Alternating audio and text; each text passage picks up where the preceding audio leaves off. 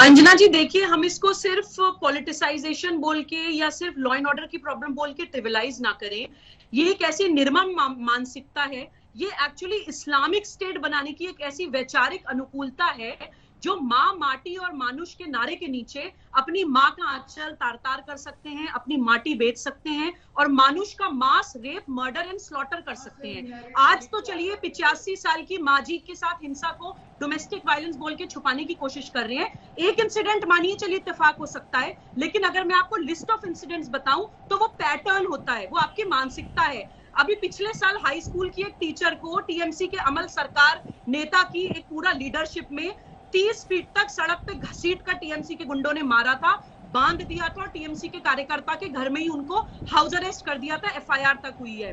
कपस पाल एक टीएमसी के एमपी हैं, उन्होंने एक राजनीतिक पार्टी को धमकी देते हुए किया था कि अपने गुंडों को समझा लो, अपने कार्यकर्ताओं को समझा लो, वरना हम अपने टीएमसी कार्यकर्ताओं को खुला छोड़ देंगे और तुम्हारी सारी महिलाओं के साथ वो बलात्कार करेंगे। तो इनके टीएमसी कार्यकर्ता नहीं है, दे आर लाइक एनिमल्स, जानवर हैं जिनको वो खुला छोड़ देंगे महिलाओं का बलात्कार करने के लिए।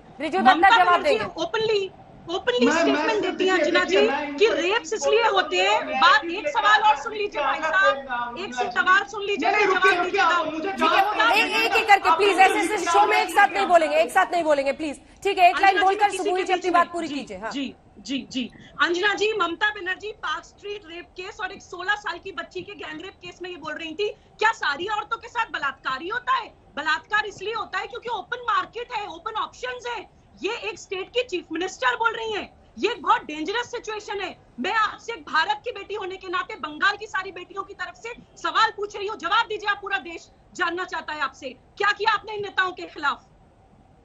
जवाब दीजिए रिजू जी। मैं जवाब दे दूं अंजना जी? हाँ जी। पहला जवाब ये है कि मैं सुबुई खान जी को ये बोलना चाहता हूं कि आपको मेरे से भी जवाब नहीं चाहिए। एनसीआरबी डेट था 2019, देख लीजिए, Calcutta is the safest city for women. ये मैं नहीं, सेंट्रल गवर्नमेंट एनसीआरबी बोल रहा है। और आपको अगर कंपैरिजन करना है तो बॉम्बे, दिल्ली, यूपी सबसे कंपेयर कर लीजिए कलकत्ता में औरतों का कितना सम्मान और कितना इज्जत होता है। ठीक है, ये नेशनल चैनल पे ये बड़बड़ करना बहुत आसान होता है बोलना। मुझे उनको चुप कराइए, थोड़ा बोलने दीजिए। एक करके आप चुप कीजिए, चुप करिए, बहुत हो गया, सुन लिया, ठीक है? बीजेपी के ब्राउनी पॉइंट्स आपको मिल जाएंगे, चुप करिए थोड़ा।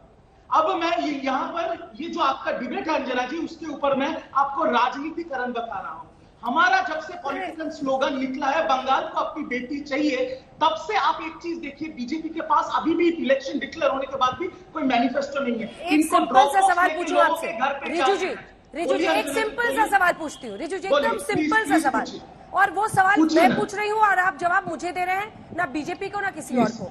85 साल की एक बुजुर्ग महिला को अगर उसका बेटा मारेगा तो वो बोल देगी कि मेरे बेटे ने मुझे मारा है, या परिवार की लड़ाई होगी वो बता देती है। 85 साल की औरत इस तरह से आपको लग रहा है साजिशन कैमरे के सामने बता रही है कि टीएमसी वालों ने मारा है? मुझे ये बस समझा दीजिए। 85 साल की औरत नहीं कह सकती कि मेरे बेटे ने मुझे मारा है। मैं आपको यही बोल रहा हूं, उनके बेटा जो बीजेपी करता है, एकदम नीचे स्तर का बीजेपी है, उनके दबाव में आके वो बोल रही है। आप ये, मैं अंजना जी आपको एक सवाल करता हूँ, किसी को नहीं, आपको और दर्शकों को। 85 साल की बूढ़ी औरत बिस्तर पे लेती है, बिस्तर से उठ नहीं सकती, बीमार औरत, सुबह के 4:30 बताइए ना, वो झूठ क्यों बोलेगी? मुझे बस ये समझा दीजिए, वो झूठ क्यों बोल रही है? उनका बेटा उनको प्रेशराइज कर रहा है अपने पॉलिटिकल फायदे के लिए। बीजेपी के पास कोई मुद्दा। जल्दी से सुधांशु जी जवाब दीजिए, सुधांशु जी जवाब दीजिए। देखिए, मैं कहना चाहूंगा कि टीएमसी का इस प्रकार का वक्तव्य बहुत दुखद और संवेदनहीन है, और अंजना जी ये इसलिए अधिक आपको आपके करना पड़ेगा, इसको सपोर्ट ना कीजिए। हम आपका सम्मान करते हैं, इस चीज को पॉलिटिकली सपोर्ट मत कीजिए। आपको भी आपके अंतरात्मा को जवाब, ठीक है, जवाब तो सुनिए, जवाब तो सुनिए। रिजू दत्ता जी, जिस ढंग से आपने कहा कि अंतरात्मा को जवाब देना चाहिए, किसी प्रकार का राजनीतिकरण नहीं करना चाहिए, तो मैं याद दिलाना चाहता हूं, ममता जी इतनी जल्दी भूल गई? जब वो हमारे साथ थी, उन्होंने बताया था कि लेफ्ट के राज में लेफ्ट के गुंडों ने और पुलिस ने उनके साथ क्या किया था। उनको इतना मारा था कि वो उनको मृत समझकर चले गए थे। उन्हें यह विश्वास हो गया था कि ममता बनर्जी जी मर गई हैं।